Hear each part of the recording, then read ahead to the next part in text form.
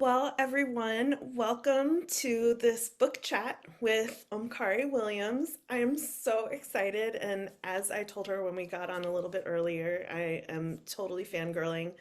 I absolutely adore Omkari. I mean, like your work is so important and so timely. And Unfortunately. right? Yeah, totally. And I'm just really honored that you are willing to do this. I started doing these book chats about a year ago when I realized that was one of the things that I actually missed about COVID. The height of COVID, the opportunity to go to all this cool shit that you didn't have to be at in person. And so I was like, oh, I know a lot of really cool people who have written really cool books and done cool stuff, and I can keep interviewing them. So, hey, why not? So, let me just do a quick intro of Omkari. Am I pronouncing your name right, by the way? You are. Okay, great. Thank you. So, Omkari Williams is the Gold Nautilus award winning and best-selling author of Micro Activism: How You Can Make a Difference in the World Without a Bullhorn. Her book helps readers identify their activist archetype and map a personal action plan for engaging in small, change making activities with potentially big impacts. I don't know why I can't speak right now. Omkari has worked as an actor, political consultant, and a coach. And though she has an affinity for supporting activists who identify as introverted or highly sensitive, hello, um, she welcomes all people into the world of microactivism, a sustainable path to change making based upon honoring the inherent dignity of all people. Oh, that's beautiful. Is there anything you'd like to add? Not really. We're just in such an intense moment right now that I think for me, the most important thing is just diving into our shared humanity and really grounding there because everything seems to be trying to shake us from that grounding place. And I think it's extremely important that we not cede that territory to anyone. Mm, yeah, yeah, thank you. And for those of you who don't know me, my background is in social work. I'm a social worker and a photographer. I'm a very obsessive auntie um, to my nibblings. And I'm also a trauma informed practice trainer for coaches and healers because I really think it's important that, we know what our lane is and that we try not to cause more trauma during already traumatizing times. And so thank you, Omkari, for being here. I also want to say that she's also the host of an incredible podcast, which is on hiatus right now, but it's still fucking amazing. So if you haven't listened to it, like please do. It's called Stepping into Truth: Conversations That Matter, and it's on, all the podcasty platform things. And so, what we're going to do today is Omkari is going to do a reading. Yeah? Yes. Well, I can, but You would prefer a chat? just, I would prefer to just talk about the moment we're in and how it relates to microactivism and what people can do so that they don't feel completely overwhelmed all the time, which is All a good. real issue right now. Okay. So, Yeah, yeah. let's do that then. So we'll chat. And if you have questions, you can either pop them into the chat if you don't feel like speaking them, or in a little bit, I'll open it up to all of you all to ask questions as well. That sounds perfect. Let's do Okay, it. awesome. Well, so let's start off with like, how are you doing right now during capital T, these capital T times? Okay, so I see we're going to just dive right in the Just deep gonna dive end. right in. How am I doing? I feel like I'm kind of living my life in a split screen because on the one hand, my life is comfortable and I have great friends and I have great family and I have a lovely community and you know all of those things feel really good and solid. And then there's the rest of the world, which each day I wake up and I am astounded at the myriad ways we find to do each other harm and to do harm to our planet and to just basically tear down the good in support of greed.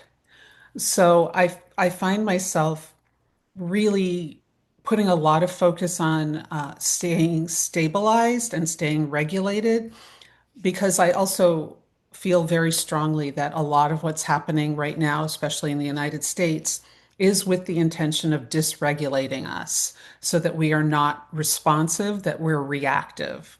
And I'm very committed to being responsive, not reactive. And that means I need to take a breath. I need to have some space. I need to be able to think, I need to be able to hear myself think. So that's really what I'm focused on these days is just staying regulated and helping the people in my community stay regulated and just pushing back against the purposeful disruption to our nervous systems, to our structures, to our communities. Yeah. Oh my goodness. I'm so glad that we started off with this very intense question. Yeah, I think the distinction between reactive and how did you put it? Because Responsive. responsive is so important because when we are reacting from a dysregulated and stressed out place, we do things that we might not necessarily do if we were in a regulated like window of tolerancy space. Um, Exactly. and like for those of you who are not familiar with these terms, do you want to define them or would you like me to So, go? I mean, so we all understand that, something will happen and we react to it. And I think sometimes we think reaction and response are the same, but reaction is like that instantaneous, driven by your old lizard brain thing. And then responsive is when you actually have space to bring your brain into it, which helps you not be sort of feeling off kilter or dysregulated all the time. And one of the things I'd said to some friends right at the beginning of this regime was, they're just throwing everything at the wall to try and keep us off balance.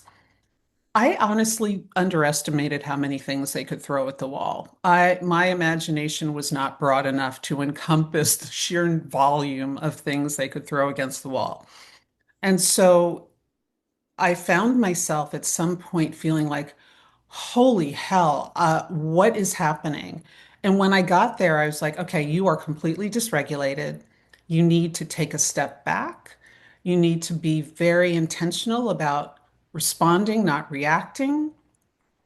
And it's been an ongoing practice. And sometimes I'm very successful at it, and sometimes not so much. I mean, there's some things that just send me over the edge, and then I have to sort of haul myself back up, climb back up the cliff, and get back onto solid ground. And I think that that's the case for a lot of us. And so a lot of my work right now is actually sort of shifting into how do we stay regulated so that we can do the work we want to do? So I'm focusing on ritual and creativity and commitment as sort of the three legs of this stool that keep us functioning like human beings as opposed to just being, at the affect of everything that they do. And that's where I'm putting my energy now because I have found it to be helpful for myself and I've found it to be helpful for people I'm in community with. And so I really am putting more attention on what do those three pieces look like for each of us? How can we expand that space in our lives so that the noise and the bullshit are just not so loud and what we're doing is loud in our own lives, in our own communities, in our families. So that's a lot of where my attention is going right now. Yeah, thank you. Um, let's talk about the commitment piece, which I think is very microactivism-y. And Yeah. and so what made you focus on microactivism? I mean, I think I know the answer, but Yeah, sure. Um, One of the things that has for a long time, I mean, years, really bothered me is the notion that activism has to be this enormous thing, that it has to be your whole life, it has to be all you do, that, if you are not basically competing with Dr. King or Greta Thunberg, that you're a slacker. And like that is not most people. That is not the overwhelming, like 99.9% of people are not those people, nor should they be. And yet, I feel like we all as humans have a responsibility to do what we can do in our own lives, in our own communities, with the people we have proximity to make the world a better place than we found it. I mean, for, generations, this has always been the thing, leave the world better than you found it. And all of a sudden, it's like we've yanked the rug out from under that philosophy into get yours and don't worry about anybody else. And so for me, microactivism was a way of pushing back against that in a way that people could sustain. For one thing, it honors the fact that you have a life and you have commitments and you have to be responsible for paying your bills and feeding yourself and your family and taking care of your pets and all of the things that just are day to day. But it also gives space for, and you're responsible to the people around you. You're responsible to the world around you. But that doesn't have to look like these big actions. It can look like something tiny. And I thought, well, if we did a tiny thing each day, or each week, and we consistently did that, how much of a difference that would make in the world. So microactivism kind of evolved out of that. Mhm. And I found that for myself, it gave me the space to do what I was capable of and then grow because I didn't start up here and then burn out. It's like I started here and then kept making small steps that added up to something. And I think that that's possible for everyone. I think that's such a beautiful way of looking at activism and pretty much anything, right? Like I know that you're a coach as well, and so, like what we often help our clients do is, like you don't have to like jump from the window and like flap your wings and hope that it turns out better than it did for Icarus, like Yeah, don't do that, don't actually. do Just that don't do actually. that. But like, if you do incremental actions, it can really make a difference. And I think, and you talk about this in your book, like we live in a go big or go home society. Like we Yeah, are taught that unless it's big, then it's pretty much meaningless. And so I think this is another way of fighting against that narrative. absolutely. I mean, I think go big or go home is great when you're talking about football. I really do. It's like, okay, fine.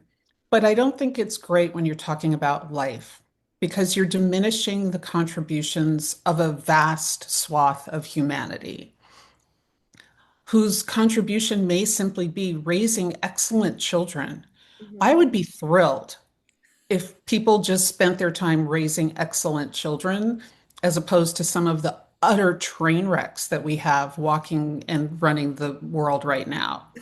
We would be so much better off, right? We would And be. so I just feel like we need to recalibrate. We need to think about how we engage with the day to day and the mundane and not make it be that just because it's ordinary, it doesn't matter. Ordinary matters. Or Ordinary is what keeps the world going round. I don't care what those people say. Ordinary counts. And we shouldn't discount it just because it's ordinary. There's beauty in the ordinary. I mean, the sun rises every day. That's ordinary and it's still spectacular, right? Yeah. People go and do their work. Teachers open children's minds to new worlds every day. That's their job. That's ordinary for them, and it's spectacular. Yeah. So I just think we need to look at the things that we might not place such a high sort of wow factor on and recognize how really beautiful and important and profound they are. Yeah, that is such a beautiful and important statement. The like the power of the ordinary, the power of the, the small incremental actions. And I think the other piece that this honors so beautifully and importantly is the capacity that people have. Like not everybody has the capacity to be Greta Thunberg. I mean, like I don't even know how she like exists in this world, frankly. But you know, and especially given the dysregulation and the demands of late stage capitalism and like I mean, I have to pay for my housing, as does Right. everybody else in the US, pretty much, like your capacity matters. Does. And, commit either because we have such like an all or nothing zero sum way of thinking that's in, inherent in a lot of our thinking, if we can't do the big thing, then we'll do nothing. Right. And, capacity matters for a lot of reasons. And one of the reasons that it matters is that you can't keep going to the well and thinking it's still going to have water in it if it doesn't have an opportunity to refill, right? Yeah. If it's not raining, at some point your well is going to dry up. And the capacity of one person should not be compared to the capacity of another person. I don't even think we should compare capacity in our own lives because at different points in our lives, we have vastly different capacities. My youngest brother has two kids who are just going to be 5 and just going to be 3. He has a full-time job. His wife has a full-time job. Their capacity is very different than my capacity.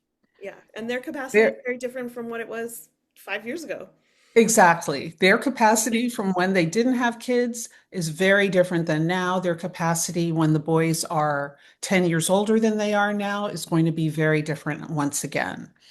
And so you need to look at where you are in your life, what you're doing, and then assess capacity based on the reality of your circumstance, not based on some arbitrary idea that some other human being has about what you should be doing, how you should be thinking or behaving. That is their reality. It's not your reality. And, you know, one of my favorite sayings is don't compare your insides to someone else's outsides. And capacity is one of those places where I think it's particularly true. You, you don't know what someone's life is like. We barely know what our own lives are like sometimes, much less what someone else's life is like. What it looks like and what it is like may have nothing to do with each other. So I think it's just important to look at our lives and go, okay, this is where I am right now. This is what I can do right now. When I can do more, I will do more. When I need to do less, I will do less, as long as you commit to staying in the game and coming back. What I don't want people to do is quit. Don't quit.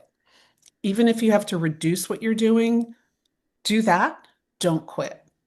We desperately need everybody to be doing what they can be doing.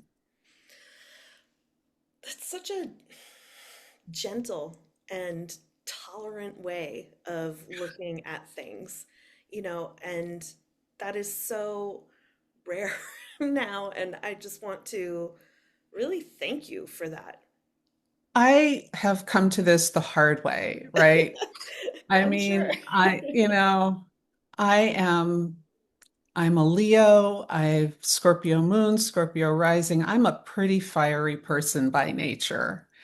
And I have learned over the years not to aim that fire at other people or myself Mhm. because it wasn't helpful, right? It was harmful. It's like, no, be kind. You know, ultimately, be kind. Because if we all were focused on being kind, we would be living in a very different world than the world we're living in. So I have truly trained myself to not be the judgmental little bitch that I was when I was in my 20s. I'm so That's the truth.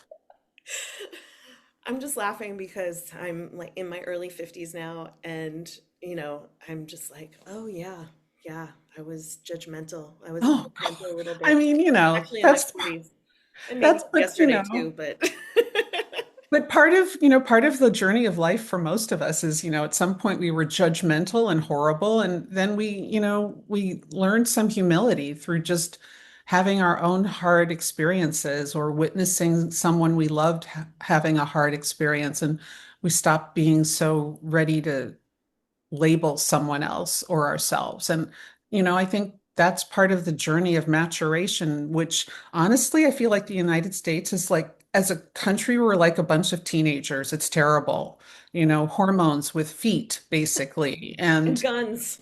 and guns Yeah, and guns. yeah. And it's like we need to figure out how to rein in those impulses so that we can, again, be responsive, not reactive, and help each other, not harm each other. Yeah. Yeah, definitely. Well, so in your book, here's all the things. Don't I, worry. I see that, yeah, I see you have a few tabs marked I have a there. few tabs, yeah. In your book, you talk about the activist archetype tool. Yes. So, what inspired you to create that? And why is it important for people to understand their activist archetype? So my background is that I was an actor for a long time, and I still tend to look at the world as if it's a film set or a theater production. And, it kind of is, honestly. You Right? walk down the street and it's a drama every day, right? Um, but Especially if what I you live in New York realized, City, there's like, film. especially in New York. I mean, I was just in New York last week and I was like, holy moly, it's crazy here. This is just unhinged. And it was great and I was very happy to leave. But the thing that I learned working on film productions was everyone has a role. And if you take any of those roles away, the whole thing falls apart. And so when I was thinking about micro activism, I was thinking about how every person has their role to play in the world of activism. There's the headliner, so that would be a Greta Thunberg or a Dr. King, right? They're the face of the movement. Then you have the person behind the scenes, like Bayard Rustin, who organized the March on Washington in 1963. He was the producer. Then you have an organizer, and I always think of the organizer as the person on the film set who's in charge of what's called craft services. Craft services is food. There is no movie in the history of movies that's ever been made without coffee and food. I swear. I mean, no joke. Never happened. So that's the person who's organizing that. It's a very important role. And then you have what I call the indispensables, but equates to the background actors on a film. And I think I've only seen one or two movies. I can only remember the title of one of them, My Dinner with Andre, that only had two actors in it. Every other film we've ever seen has a whole bunch of people in the background, walking down the street, in the bank, at the school, wherever. And without them, the movie would just look weird. Be like, where are the people? This is bizarre, right? And so the background actors to me equated to the 250,000 people who were at the mall in Washington when Dr. King gave his I Have a Dream speech. Mhm. And if those 250,000 people hadn't been there, Dr. King would basically have been a tourist at the Lincoln Memorial. It was the 250,000 people who elevated that event, people whose names and faces you will never know. But their commitment to showing up in Washington, D.C. in August, which is like walking into a swamp, their commitment made that event what it was. And that is so important. So you need those indispensable people. You need the person who's organizing the food. You need the person who's organizing the whole production, and you need the headliner. Take any piece away and the whole thing falls apart. And I think that when you understand that, then you don't do this hierarchical ranking of who's more important as an activist. Everybody, everybody's important as an activist. And that's the whole point. That is so powerful. And if you get Omkari's book, which I hope you do, please not from Amazon or Barnes and Noble. Yeah, no. Mm-mm. um, there's an activist archetype quiz in the back, and I took it, and I was somewhere between producer and organizer, and like reluctant headliner. Like I have like such massive stage fright and fear of judgment that I could never be like a real headliner, unless the years of therapy and maybe some, illegal drugs come out that I can, Yeah, where I those things stop work. caring, where I can stop caring what other people think of me. Has someone made that drug yet? I'm sure someone's working on it. But what you said though, Erica, is very important is, a lot of people are producer organizer. A lot of people have that split. That's a very common split. We tend to have a predominant type, but it's very flexible. I mean, in a pinch, you might not like standing up and speaking, but you could probably do it, Yeah. right? Hmm. In a pinch, someone might not like doing the spreadsheet, but they could do it. Like I personally hate spreadsheets. They started it, they hated me first, but now I have returned the loathing and I will do pretty much anything to avoid it. But if I had to, I could, right? I mean, I'm a headliner, but my other strongest trait is indispensable. I'm real happy sitting in the back room, stuffing envelopes. Hmm. I'm good with that. So we have different sides of ourselves, and those are reflected in our activist archetypes and also in the stage of life that we're in. You know, a lot of people grow into being more of a headliner. They've done a lot of work, they've Yeah. acquired a lot of information, and so that they feel comfortable stepping into that role when needed.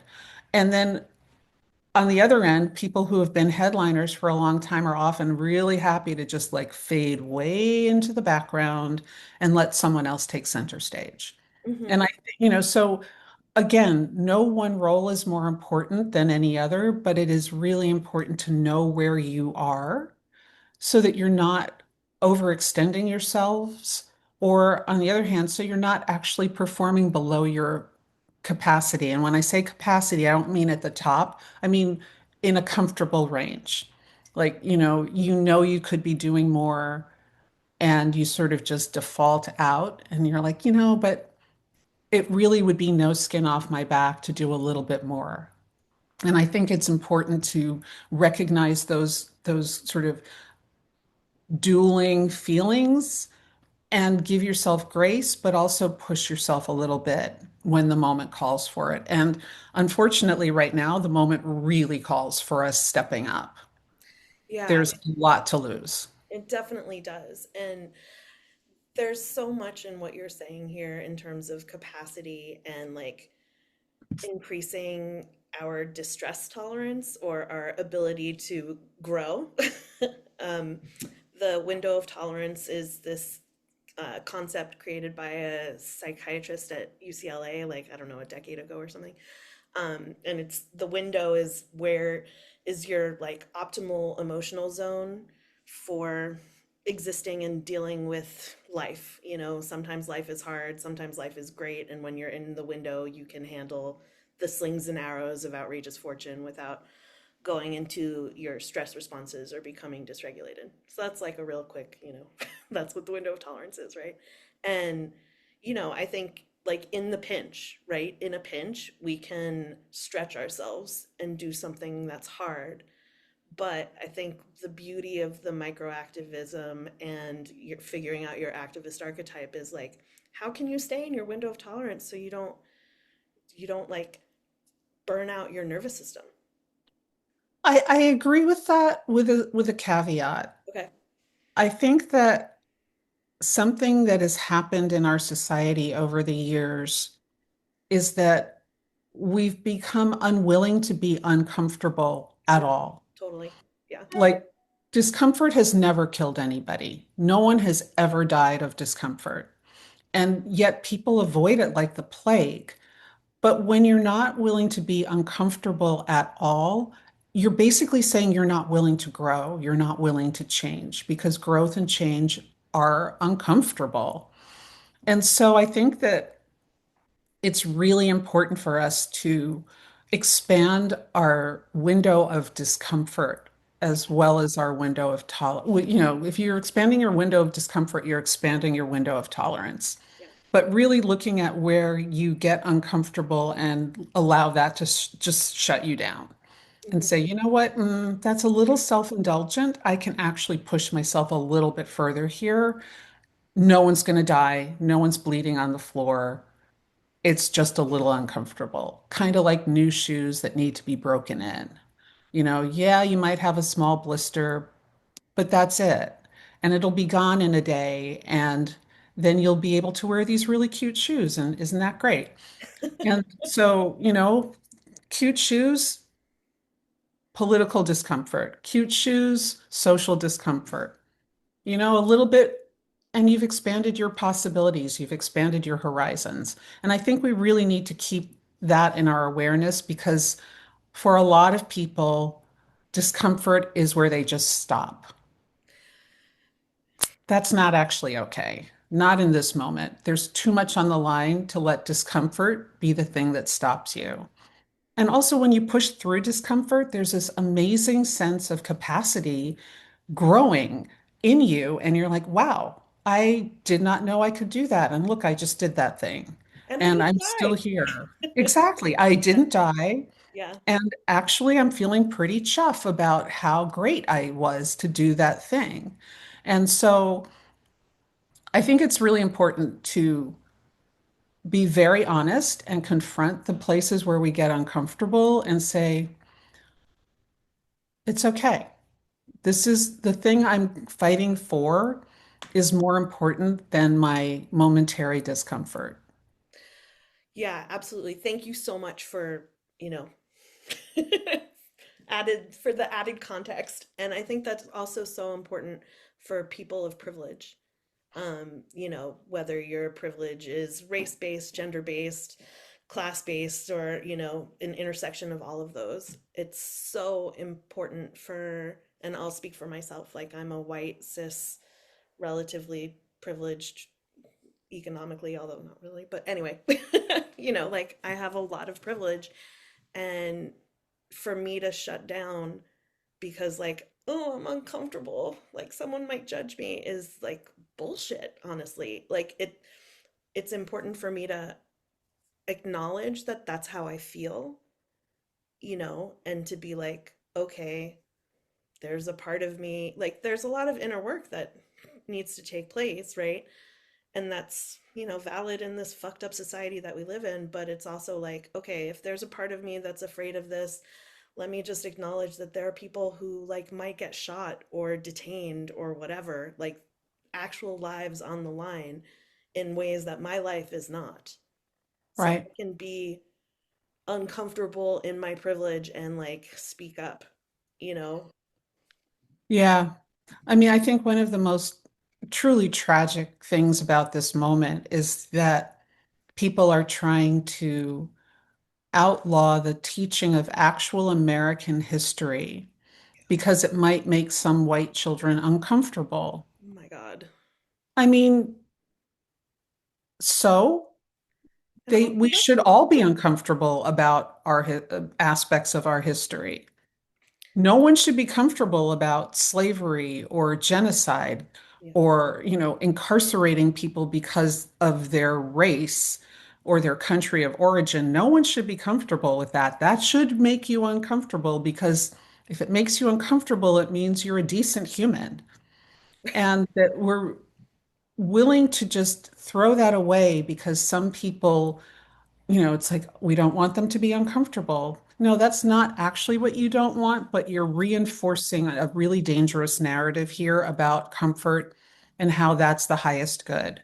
And it is not. And the people with the most privilege are the ones who should be out there front and center arguing against it and arguing for the right of all people to have accurate stories told. And then we can learn and we can make better decisions and we can move forward. But you can never move forward if you haven't admitted the truth. It's always going to be there nipping at your heels. And I think that that's what people are not willing to acknowledge. It's like, yeah, you might be able to suppress it, but you've suppressed it. You haven't killed it. It's not going anywhere. It's not killable. Yeah. And so, just deal with it. And I think that that's as true in our history as it is in our personal lives. It's like when we're struggling with something, deal with it. Putting it off till later isn't going to make it easier to deal with most of the time, right? No, It's it'll just, make it harder. yeah. So, Yeah. but I think that as a society, we've really come to a place where comfort is the highest value. And we need to push back against that. Comfort cannot be the highest value. Our highest value has got to be something else, truth or justice or what, but it can't be comfort. If it's comfort, this society is a doomed society. There's no way to sustain that. Yeah. Yeah, absolutely. Um, I don't know. Have you ever read Life of Pi? I haven't. Okay, there's this segment where the the narrator and the tiger are on this island. Oh, I kind of don't want to give it away, but let's just say that Because now I'm going to have to go get this book. So, yeah, but basically it's the idea that if you live in your comfort zone and in a comfortable, easy place, it will ultimately digest you. I think that that's true. I mean, I really do. I think that the life is meant to be engaged with, and engagement is means some degree of struggle, right? It's engage I mean, whether Alas. you're talking about with a friend or with the larger world, there's always some degree of struggle there, right? You and your friend will get into a conflict about something, even if it's something as small as where you want to have dinner that night. It still requires you to engage in that conversation, to engage in the relationship. And when we start making it impossible to do that, there's no way to move forward in the world in any meaningful way. Everything then becomes trivial and surface. So I think to live deep lives, to live meaningful lives, does require engagement and it does require commitment and it does require being creative and it does require having your grounding rituals and all of these things Mhm. that move the world forward, but also keep us centered. Yeah, it's such an important realization and insight that like comfort has become the most important thing, and It that really is has. that's really toxic. I mean, look, like sometimes you have to rest in comfort, like, and that's not terrible. Absolutely.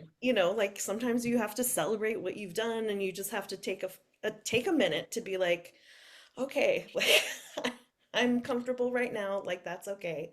And I need to take a rest, like that Banksy print, take a break, don't quit or whatever it is. Yeah.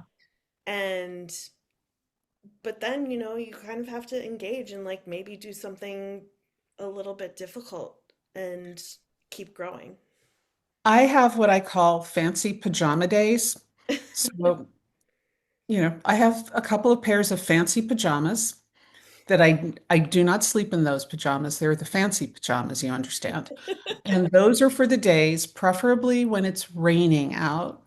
I put on a pair of fancy pajamas and I plop myself down on the couch and I drink tea and I read and I watch Netflix and I just escape from the world for a day.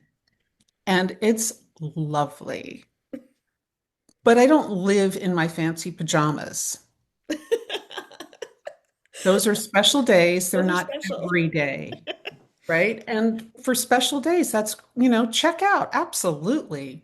You Yeah, will fry your circuit board if you don't. yeah, But it can't be every day. It can't be most days. That is not how we're meant to live. Humans are meant to work. We are animals that are meant to be doing something. And the more something we can do, honestly, the happier we are. If I did a whole week of fancy pajama days, I would probably be kind of restless by the end of the week. It's not because it wouldn't be a vacation. It would just be sort of not doing. And I guarantee you, somewhere in there, there'd be a day where I'd be like, oh, maybe I'll just, do a little writing or, it would just come in of its own accord because that's who we are meant to be as people doing things that feel meaningful and important to us. And we're not meant to work ourselves into the ground. yeah. I No. really advocate fancy pajama days.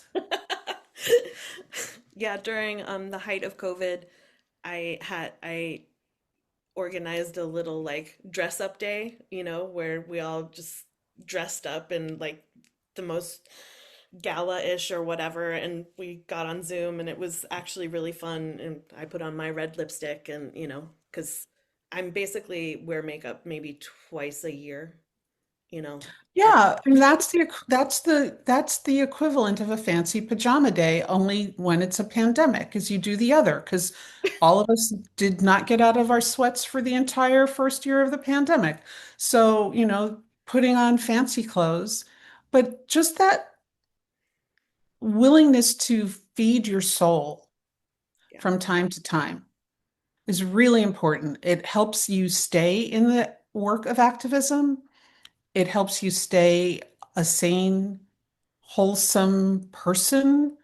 You know, we really need to listen to ourselves, really listen, not the story that we made up because it sort of sounds good but the actual inner knowing that says, no, you need to be doing less, you need to be doing more, you need to be doing differently. Whatever that voice is saying, we really need to listen to it. And we need to be honest. And it can be challenging, but when you're looking outside of yourself, it's easier. Like one of my rituals is whenever anyone asks me for money, I give them money. Might be $1, might just be the change I have in my pocket. And I don't judge them. I don't judge them. And it feels really important to me to just help where I can help, right? If Mhm. I had no money on me, then I have no money on me. But, generally I have a few bucks on me. And it just feels like I don't know someone's story. So I'm not going to judge them. I am going to treat them with the compassion I would want if I were in their position. And that simple ritual, which I stole from someone where and I read an article about someone who did this, has really made a huge difference in my life. And it's really opened me up in ways that I wouldn't have anticipated and just made me more grateful, certainly less judgmental, and more engaged. It's like I actually look at the people who ask me for money rather than just sort of blow by them. We want to be seen, we humans, we want to be seen, we want to be acknowledged, we don't want to be dismissed. And so, I think part of micro activism really came out of what can I see, what can I acknowledge, and then what can I do about what I see, and in a way that works for me. And so I really encourage people to look inside. What's that voice telling you? Don't dismiss that voice. Really listen to that voice, honor that voice. Um, yeah, yeah. Yeah, I love that. And, you talk about the origin story of your activism, like what really motivates you and how to just kind of sort of like out of the 80,000 causes that are important to us, how to narrow it down to just two, which I have not yet managed to do. um, so that you don't burn yourself out. And it's a small but mighty book, and it's like I did the exercises. Do you know how often I actually do exercises? Oh, that's really lovely. Thank you. I don't Because I actually. mean, I know for myself, I almost never do them. So Well, I mean, if we hadn't been doing this talk, I don't know that I would have. But anyway, whatever the reason, it's all whatever the good. reason, yeah. I mean, we could go on like this probably. I mean, I would happily do this for like the next 3 days, but I want to open it up and see if there are any questions from the gallery. And oh, Christy. Hello. Hi. So I'm listening and I'm excited to read the book. And also, I'm thinking about what a drain and a gift social media can be. And I'm wondering where you find the line between very helpful people who are, like, let's say, writing or reporting or sharing information that we as wanting to be engaged members of society are sharing. That's on one side, that where it all feels really positive, how accessible some information has become. And then on the other side, I see a lot of like clicking activism where people are just sharing stuff, but it's not starting conversations, maybe not even having the attention span to really read what they're encountering. I have a few people in my life who've lost a lot of time like arguing with people on the internet, which feels absolutely pointless to me. And I'm wondering where you where do you see, either of you, both of you, but where do you see all of our varied media outlets from mainstream down to Facebook? How does that impact like your perception of activism over time? Yeah, Christy, thank you. First off, I agree with a lot of what you said. It's like you see people and you're thinking, why are you just arguing on the internet? How is that helpful? But things have changed so rapidly. And in the last few days, there's been a lot of reporting, you may have seen it, about how they're going to start data scraping and basically pulling information on who is speaking out on things that the regime does not find agreeable, which is so deeply disturbing. I mean, I honestly cannot, part of my brain, even though I know better, part of my brain is like, this isn't happening. And the other part's like, yeah, it's happening. Move on. So what I have come to is there are a few people I follow on Instagram that I really like.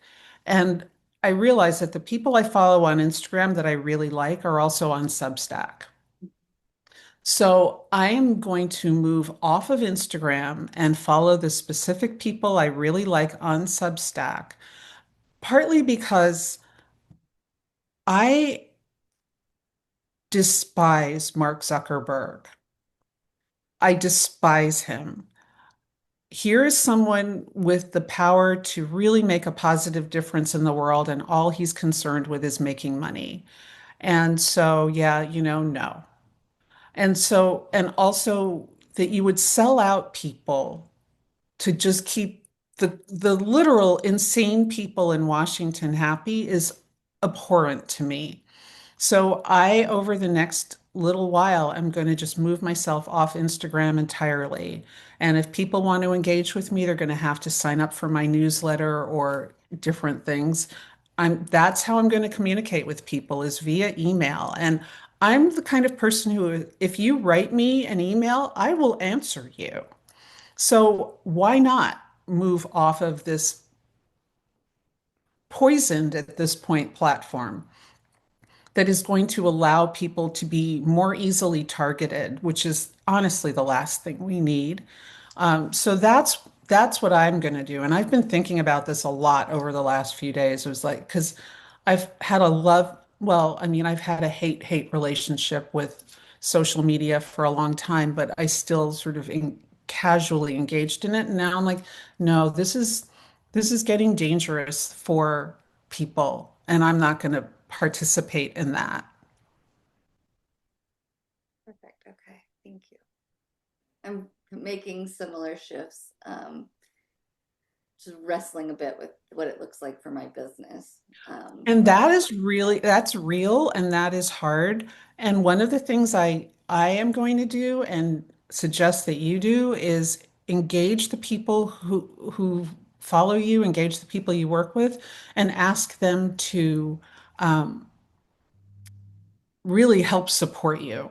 It's like, this is the move I'm making and I need your support. So, spread my stuff out amongst your community. Do more work that way. Let's be more people to people that way. That at least that's what I'm going to try. And I'm going to start trying to actually engage with my Substack, which I haven't done because it just felt so overwhelming. But I'm going to get more engaged with that as I pull my attention away from Instagram and any other social media platform. Thank you. Thanks for that question, Christy. Ugh. I know, right? It's like, ugh. Yeah. It's quite a wrestling we're It in. is, especially for those of us who are small business owners who, Yeah. I mean, I think 98% of my business has come off of Facebook, frankly, and I really do believe that the people who we engage with will be happy to help us. And we just need to start asking and we need to start building our understanding of community as that kind of mutual support network. Yeah, I think it's actually in some ways an opportunity. I that's a agree. really delightful reframe. Thank you for that. Any other questions? Kate, Hi. hi. Hi. I'm hearing talk about, comfort being on this pedestal and being this god in this country. And I've been thinking a lot about this recently, and I've been thinking about like how can we engage with that mindset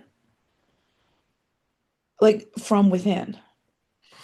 Like I keep seeing these memes and these posts, and you should leave your comfort zone, but everybody's terrified and too strung out right now to think about that. So it feels related to this concept of activism in that like how do we reach people with the concept that you don't have to leave your comfort zone to grow. You can Exactly. grow your comfort zone. Like I've been trying to figure out my wording about that. I've been talking a lot with my spouse who's not managing nearly as well as I am with all of this because he's taking it all in. He actually detoxed his phone this weekend from all news because I was like, this is why you're upset. You have to step away, give yourself space. It's just this concept that like, okay, so you're afraid to leave your comfort zone. Great. Hear that, respect that. Let's grow your comfort zone. How do we Yeah. grow? And that's the verbiage I've been trying to find. Like I feel like I've made this shift and I want to start talking about this, but I haven't figured the wording out. I actually think your wording's perfect, Kate. I think that wording is perfect because I'm Okay. not advocating for people to leave their comfort zone. I'm advocating for people to expand their comfort zone, right? Okay. And that's what you're saying. And Yeah. it's like you build courage is a muscle. Yes. You build it over time. You don't go to the gym and try and lift 100 pounds. You just don't, day one, you don't do that. You build up your muscles. And the same is with courage and comfort. You do something that's a little bit uncomfortable. And then you're like, oh, survived that. Really wasn't bad. And then the next day you're like, oh, I can do that. And maybe I can do this tiny little thing more here. And before you know it, you're doing things that felt undoable, Yeah, you know? So totally. I would just, exactly the languaging you're using, I would just use that language and say very clearly, I am not asking you to leave your comfort zone. I'm asking you, think of it like you're adding on to a house. Add a little room. Exactly. Like, I feel like all this get out of your comfort zone is part of the violence of capitalism. Yeah, Like, we have to go out there and be terrified and dysregulated to grow. That doesn't feel sustainable to me. That feels it's like how not we were all sustainable. traumatized as children. Is pushed way out of our comfort zones, and now we're all in therapy. It's so. Are you comfortable, Omkari, if I use that go to the gym analogy? Of course. Okay, Yeah, I like it. It resonates. absolutely. No, I mean, anything I say here, feel free to use anywhere. If I didn't want it said, I wouldn't say it in public. So, but I do think it's important to recognize that it is a muscle and you keep building it. You don't just do the one off. You go back to the gym every other day, you Mhm. know, for months on end. And then one day, how about that? You just lifted 100 pounds. Not me, but, someone. So, yeah, Yeah, yeah. Thank you. you're welcome. Yeah, I have a little anecdote about that, if that's okay. Yeah. So, I was in New York City. So I grew up in New York, like Omkari.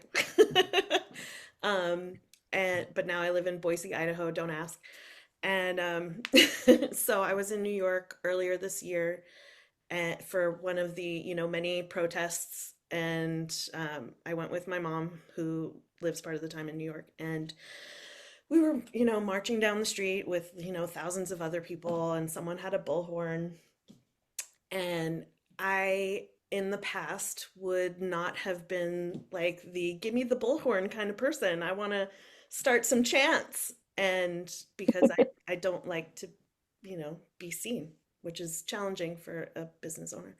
But but like I have been growing my comfort zone, and I also know that I'm far more resilient than my reptilian brain would have me believe. And so, and also I'm very competitive with my mom sometimes. So my mom grabbed the bullhorn and she started, or with permission, she started doing some chants, and I was like, "No, mom, give it to me." Like I want to do it now.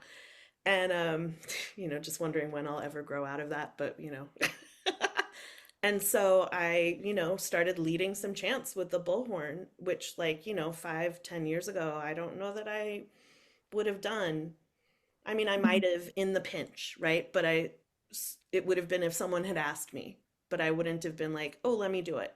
So, like, doing all the chants that I learned at my parents' knees because they were hippies, and it felt, like, oh, yeah, my heart rate is increasing, but like it's manageable.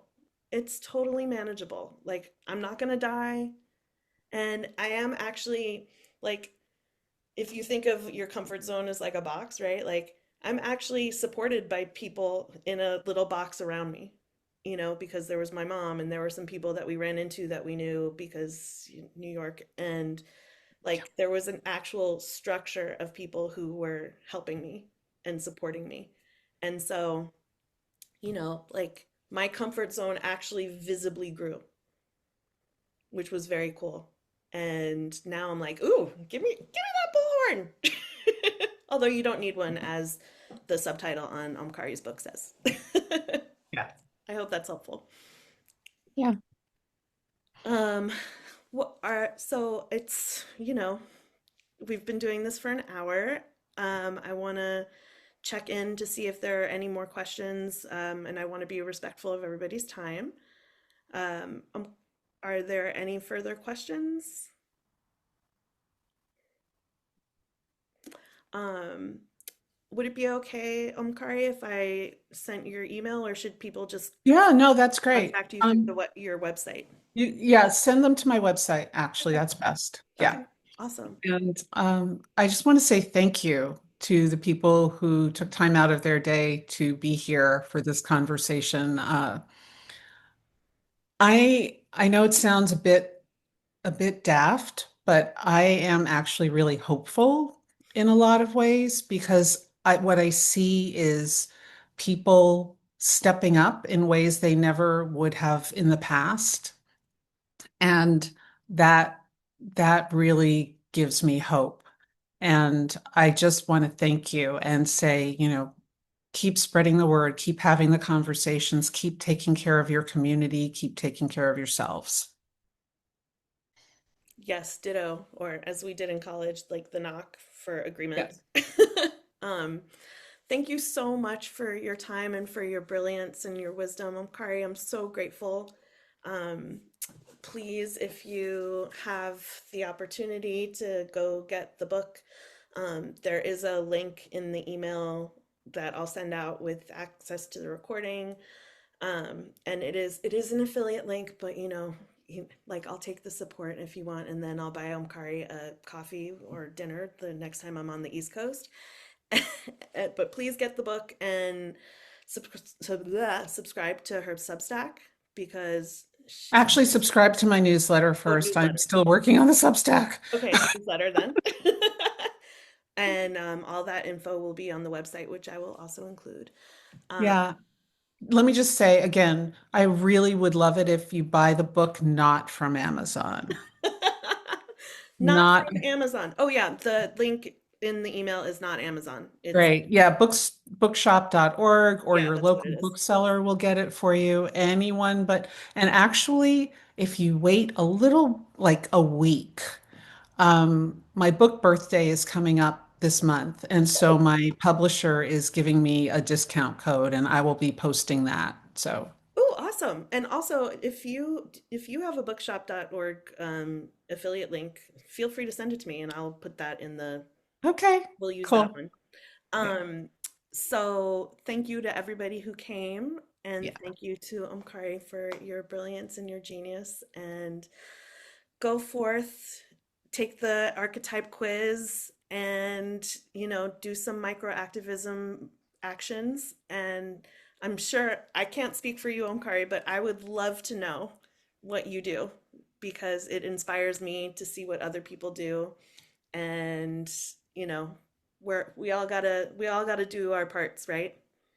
Yeah, I will in my next newsletter, which will come out in a couple of weeks, I'm going to be talking more about what I personally do. I've always been I'm actually really an introvert and I'm very, very private.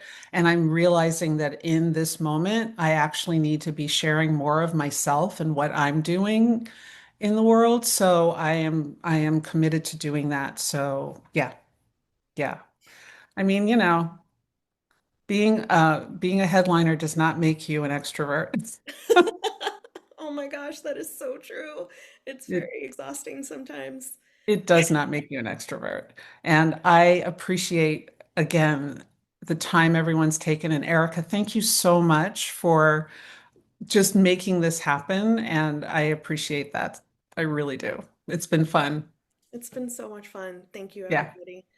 Thank you, everyone. Take care of yourselves, take care of your nervous systems without, doing nothing. Yeah. Take Hugs. care of each other. Yeah, Take care exactly. of each other. Hmm. All right, y'all. Bye. Bye.